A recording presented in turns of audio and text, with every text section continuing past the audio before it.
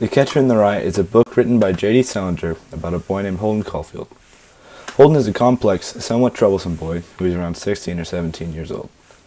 The story is told from his point of view as he recalls his journey of being expelled from his school and exploring New York, finding himself and showing us every part of his incredibly intricate personality along the way.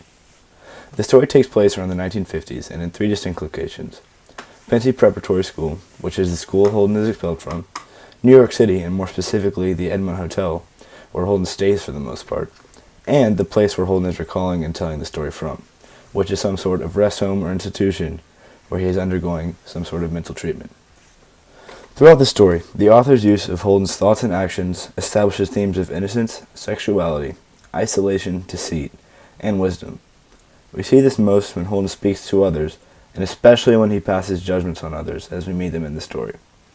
It seems like, as the story continues, the events that occur get more and more intense and especially more surprising.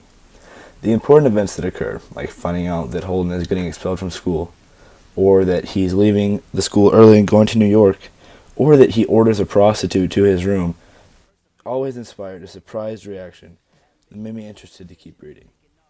And as the story got a little more mundane, after a big event occurred, immediately another big thing occurred. The author did a good job of using these events to enhance and continue the flow of the story, instead of just creating events to have them and make the reader surprised.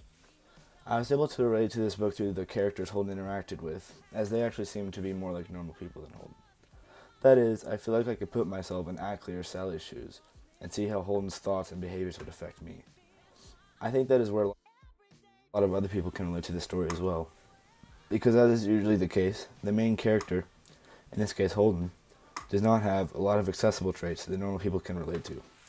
For example, Holden is uncommonly jaded and cynical, and really has a bad view on the world and the people around it. I find it is usually easier to see yourself as a bystander than it is to see yourself as a main character, especially in a book like this. However, that's not to say Holden is totally inaccessible as a character.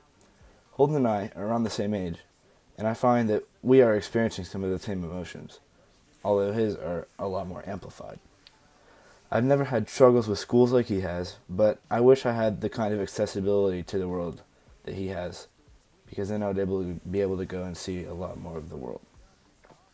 New York seems as daunting and complex to Holden as it does to me, and Holden's ability to recall incredible detail about people from his past or people who he has lost, although not necessarily their physical features, is something I can relate to.